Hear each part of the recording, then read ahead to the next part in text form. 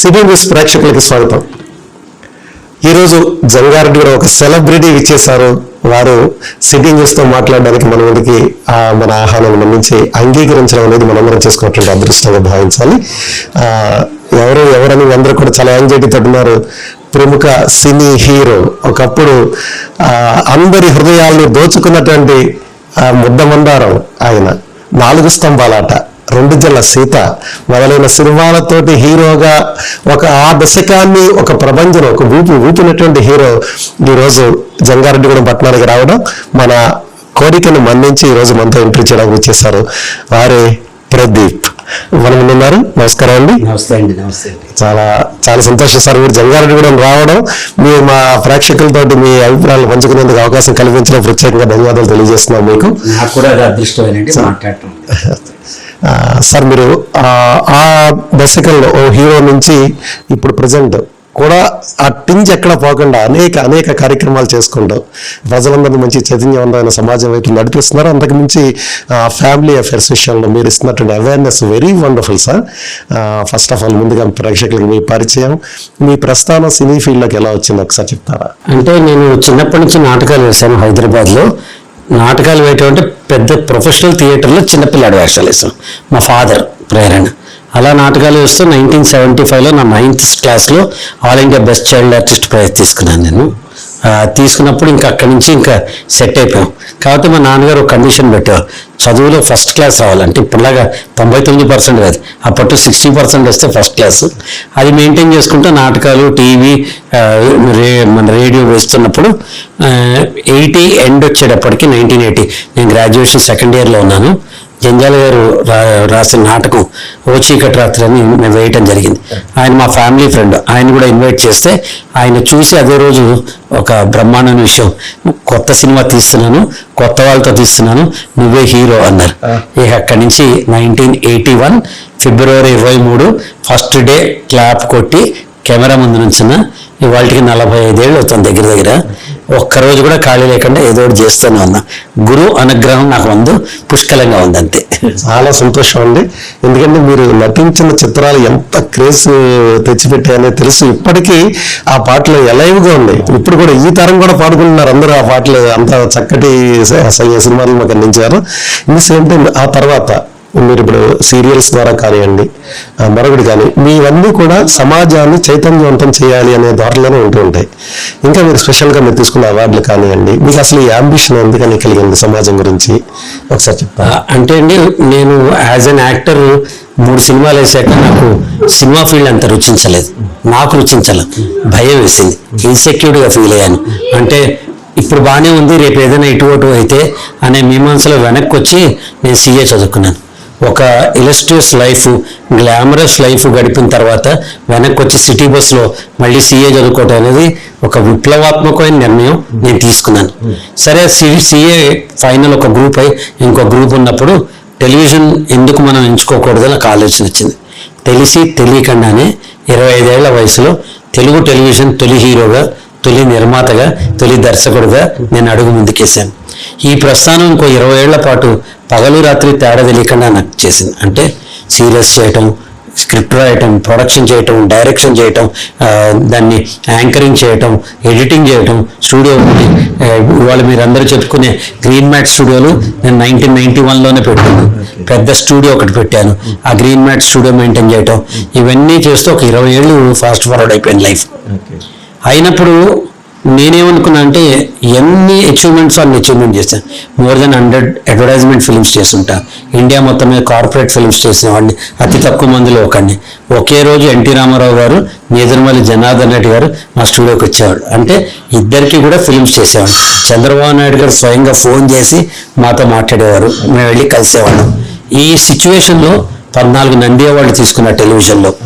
And then సుమని introduce చేసింది నేనే.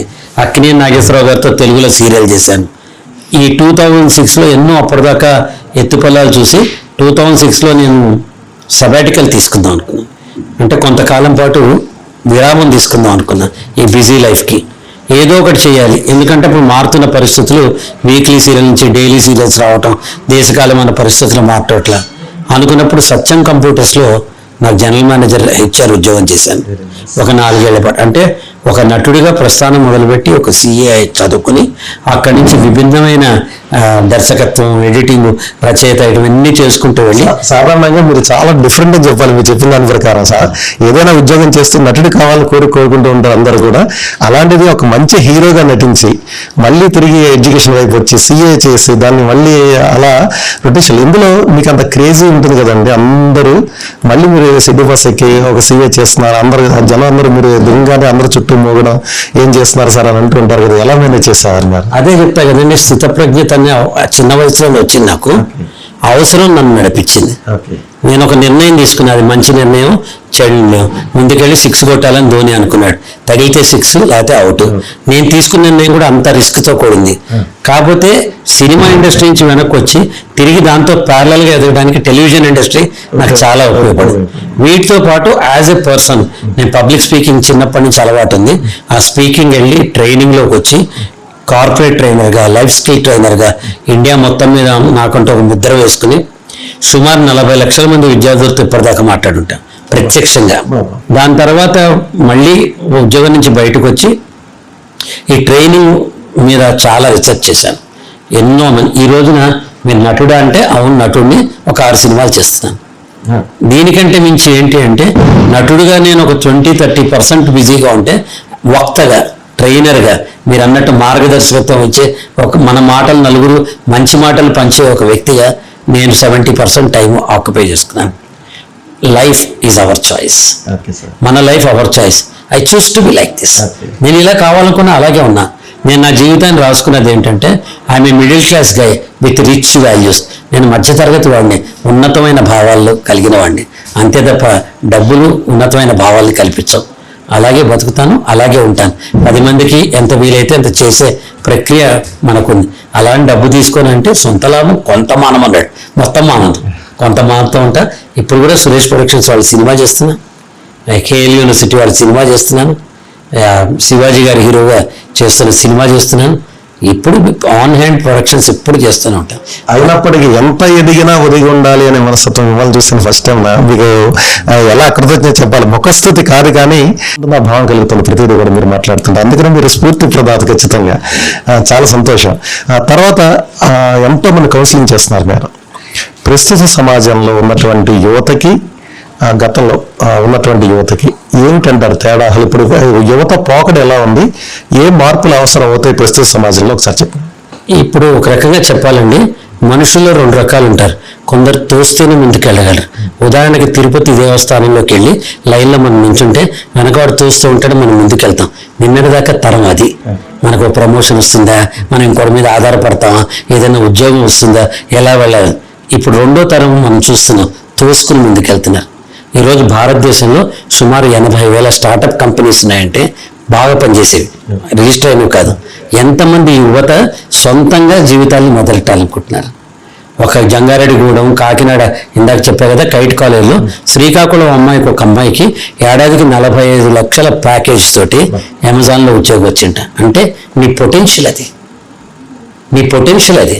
అంత పొటెన్షియల్ తెచ్చుకునే వాళ్ళు ఉంటారు, నెలకి 30,000 జీతం తెచ్చుకునే వాళ్ళు ఉంటారు, బతుకుతారు. ఏం లేకపోతే క్యాటరింగ్ సర్వీస్ చేసాం.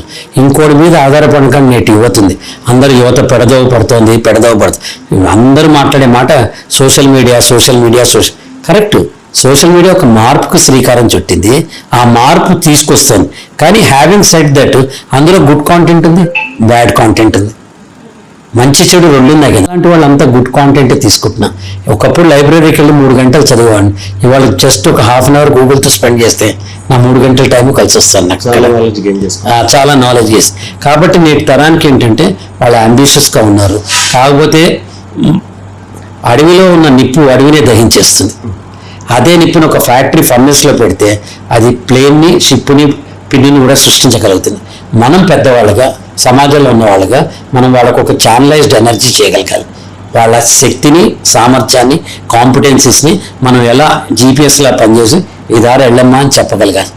అన్ఫార్చునేట్లీ గవర్నమెంట్ కూడా ఎక్స్ట్రాడినరీ చేస్తున్నారు స్కిల్ డెవలప్మెంట్ అని. ఆ స్కిల్ డెవలప్మెంట్ కాదు, వొకేషనల్ డెవలప్మెంట్ అది. అంటే ఒక కార్పెంటర్ని ఎలా తయారు చేయాలి, ఒక బ్యూటీ పార్లర్ టెక్నీషియన్ ఎలా తయారు చేయాలి, ఒక ఎలక్ట్రీషియన్ ఎలా తయారు చేయాలి ఆలోచిస్తున్నారు. కానీ ఒక విద్యార్థిని అత్యుత్తమ విద్యార్థి ఎలా తయారు చేయాలి ఆలోచించట్ల, ఒక వ్యక్తిని అత్యుత్తమ వ్యక్తి ఎలా తయారు చేయాలని ఆలోచించట్ల. ఈ మార్పు కూడా వస్తుందేమో, వచ్చినప్పుడు బాగుంటుంది. అందుకే నేనేమంటానంటే సమాజంలో మనం రిటైర్ అయిపోయాం, వయసు అయిపోయింది అనుకోదు. మీ అనుభవం యువతకి కావాల్సిందే. ప్రతి ఒక్కళ్ళు ఏదో మార్చగల. మీరు ఆ డబ్బులు చేస్తారా, సేవకు చేస్తారా, ఊరికే చేస్తారా తెలియదు. పిల్లలతోటి టైం స్పెండ్ చేయండి. అది స్పెండ్ అవ్వదు, ఇన్వెస్ట్మెంట్ ఆఫ్ టైం అవుతుంది, మనం పెట్టే పెట్టుబడి అవుతుంది. నాకున్న అనుభవం, ఈరోజు ఒక యాక్సిడెంట్ అయితే నాతో పాటు పోతుంది. కానీ నా అనుభవం 10 మందికి చెప్తే 10 మందిలో ఒక్కరు మళ్ళీ ప్రదీప్ అయితే సమాజం కంటిన్యూ అవుతుంది. Very very very very wonderful thing sir ఇది.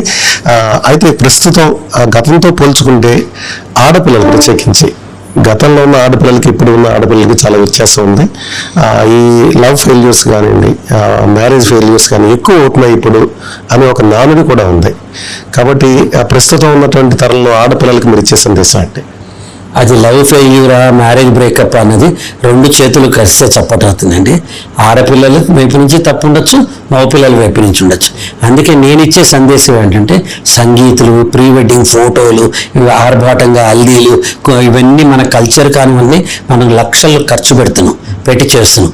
దాన్ని అన్నిటికంటే ఫస్ట్ భార్యాభర్తలు ఇద్దరూ ఓ 4 రోజుల పాటు ఎక్కడైనా కాబోయే భార్యాభర్తలు మాలాంటి పెద్దవాళ్ళ సమక్షంలో కూర్చొని కౌన్సిలింగ్ తీసుకోండి. ఇప్పుడు ఒక సూపర్ బుక్ ఉండే men are from Mars, women are from Venus అని. మగవాళ్ళు మార్స్ గ్రహం నుంచి వస్తారు, ఆడవాళ్ళు వీనస్ గ్రహం నుంచి వస్తారు. అంటే వేరే వేరే గ్రహాల నుంచి వస్తారని కాదు, వాళ్ళ మనస్తత్వం వేరు, వీళ్ళ మనస్తత్వం వేరు. తన ఇంట్లో రాణిలో పెరిగిన ఒక అమ్మాయి ఇక్కడికి వచ్చేటప్పటికి ప్రతికూల పరిస్థితుల్లో, అనుకూలం కాని పరిస్థితుల్లో, కొత్త పరిస్థితుల్లో చూసేటప్పటికీ ఆ అమ్మాయి కొంచెం విభిన్నంగా అనిపిస్తుంది. దాంతో వాళ్ళ అమ్మ నాన్న ఇదివరకు సర్దుకు అమ్మ అని చెప్పారు, ఇప్పుడు నీకు కర్మ సర్దుకు రా అంటున్నారు. మారిపోయింది కదా సమాజం. అలాగే మగ పిల్లాడు ఈక్వల్ ఎంపవర్మెంట్. ఆడపిల్ల జీతం కావాలి, ఆడపిల్ల ఉండాలి. ఈ తల్లి ఏం చేస్తుంది, పొజిషన్స్తో కొడుకుని మొత్తం నా కొడుకు, నీకు తెలియదమ్మా, నా వాడికి ఇది ఇష్టం లేదు, నువ్వు ఉండు, నీకు ఇష్టం లేకపోతే వాళ్ళ ఆవిడ ఏం చెప్తే తింటాడు, కొత్త జీవితాన్ని మొదలు పెడతాడు. కానీ నా సలహా ఏంటంటే పెద్దవాళ్ళు వాళ్ళని బతకనివ్వండి, ఈదనివ్వండి. కింద పడతారు, లేస్తారు, మళ్ళీ సైకిల్ దొక్కుతారు. ఒక్కసారి సైకిల్ దొక్కడం వస్తే జీవితాంతం సైకిల్ దొక్కుతారు. అలాగే రిలేషన్షిప్ కూడా ఒక్కసారి అర్థమైతే జీవితాంతం వాళ్ళు సాగుతూనే ఉంటారు అట్లా. కాబట్టి ఎవరు ఆడ మగ ఇద్దరి మధ్యలో ఎవరు తప్పు ఉంటే రెండో వాళ్ళు సర్దుకుపోండి, అర్థం చేసుకోండి, మనమే కదా అనండి, చిన్న పాజ్ ఇవ్వండి. కొట్లాట ఉందనే మాటకు మాట కాదు. It is not winnowing N argument, it is winnowing A heart. That is important.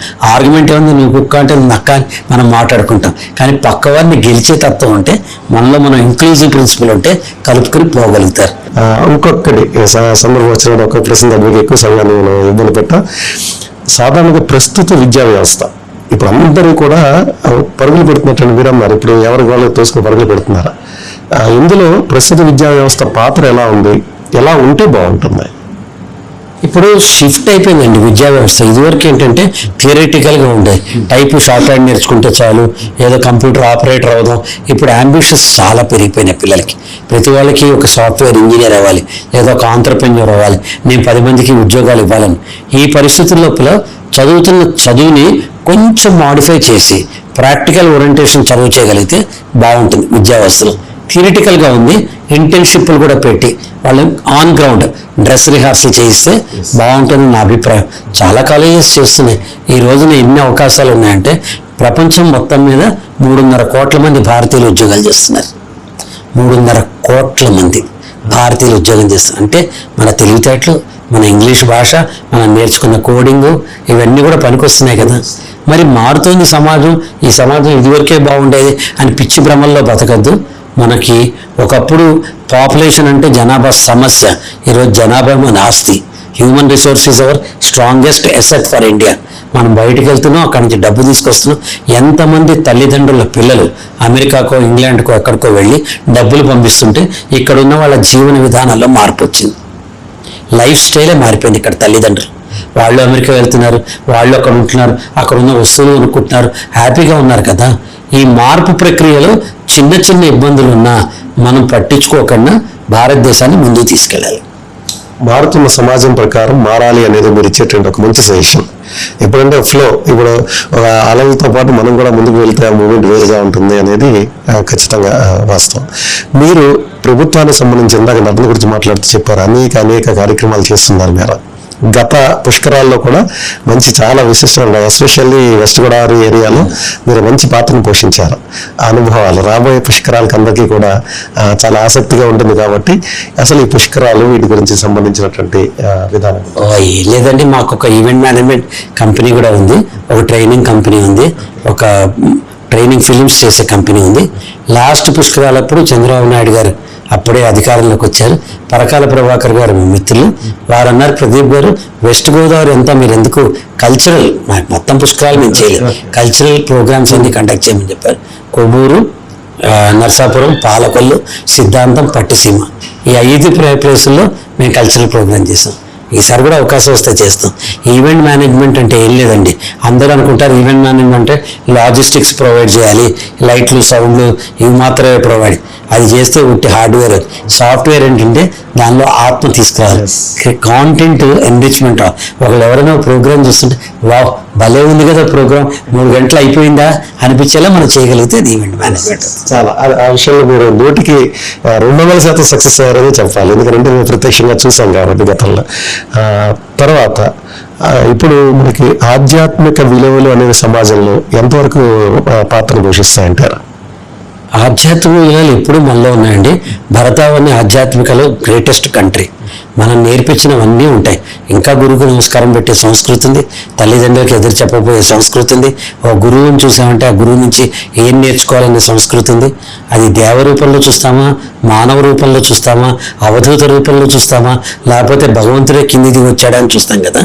ఇప్పుడు మనం అందరం చదువుకున్నాంగా, మత్స్య, వరాహ, కూర్మ ఇట్లా 10 దశావతారాలు ఎత్తారని. ప్రతిసారి భగవంతుడు ఎందుకు అవతారం ఎత్తారంటే ఎవడో ఒక రాక్షసుడు పుట్టాడు కాబట్టి అవతారం. ఇప్పుడు అవతారం ఎట్టవలసింది మనలో ప్రతి ఒక్కళ్ళు విష్ణుమూర్తి 11వ అవతారం కింద మన అవతారం ఎత్తాలి. దేని మీద ఫైట్ చేయాలంటే బ్యాడ్ కాంటెంట్ మీద, ఇల్లీగల్ రిలేషన్స్ మీద, సోషల్ మీడియాలో వచ్చే పిచ్చి పోస్టుల మీద, పిల్లలకి భవిష్యత్తు గురించి ఆశ కల్పించకుండా పిచ్చిగా ప్రెషర్ కుక్కర్ లాంటి చదువుల మీద, వీటన్నిటి మీద మనమే భగవంతులే వెళ్ళాలి. పిల్లలకి ఎన్విరాన్మెంట్ బ్రహ్మాండంగా తీసుకురావాలి. అన్నిటికంటే ముఖ్యం, కుల వ్యవస్థ చంపేస్తోంది. మీరెవరు, మీరు ఏంటి వాళ్ళు, మీరు ఎలా. ఒక షూటింగ్లో ఒక అబ్బాయి వస్తే నీ పేరేంట్రా అన్న, so and so Reddy, so and so Goud, so and so Sharma, so and so Gupta. అరే నేను మనిషిని అని గుర్తించే సమాజాన్ని మనం తీసుకురావాలి. 25 కోట్ల మంది భారతీయులు స్కూళ్ళల్లో చదువుకుంటున్నారు, 15 కోట్ల మంది భారతీయులు కాలేజీకి వెళ్తున్నారు. అంటే 40 కోట్ల మంది విద్యార్థులు, వాళ్ళ తల్లిదండ్రులు ఇద్దరు కలిపి ఒకళ్ళు ఉన్నారనుకున్నా ఇంకో 20 కోట్ల మంది, 60 కోట్ల మంది మనందరం కలిస్తే రానున్న 12 ఏళ్లలో దేశాన్ని బాగు చేయగలుగుతాం. కులరహిత, మతరహిత, వర్ణరహిత, వర్గరహిత, లింగరహిత, భాషాభేద రహిత మనం సమాజాన్ని సృష్టిస్తే 10 అమెరికాల కంటే ఇండియా గొప్పదవుతుంది. చాలా అద్భుతం అండి. చూశారు కదా, మనం అనుకున్నటువంటి ప్రదీప్ వేరు, ఈరోజు మనం వారిని చూస్తుంటే అన్ని రంగాల్లో ఇది సమగ్ర మూర్తిమత్వం అంటే దీన్ని ఆల్రౌండ్ డెవలప్మెంట్ అంటారు. సాధారణంగా ఒక నటించే నటుని మనం పలకరిస్తే సాధారణంగా నటుని గురించి చెప్పొచ్చు, ఏదో సన్నివేశాల గురించి చెప్పొచ్చు, నటుల గురించి చెప్పొచ్చు. కానీ జీవితాల గురించి మాట్లాడగలిగేటువంటి నటులు చాలా తక్కువ మంది ఉంటారు. అందులో ప్రదీప్ గారు ఈరోజు మనకి ఇంత సమయాన్ని కేటాయించి మన జీవితాలకి అవసరమైనటువంటి ఆయన మాట్లాడిన ప్రతి మాట ఒక ఆణిముత్యంలా మన జీవితాల్లో మనం పాటించదగ్గది, మన పిల్లలకి మనం నేర్పించదగ్గ మంచి విషయాలను పంచుకున్నందుకు వారికి జంగారెడ్డిగూడ సిటీ కేబుల్ తరపున ప్రత్యేక ధన్యవాదాలు తెలియజేస్తూ థ్యాంక్ యూ.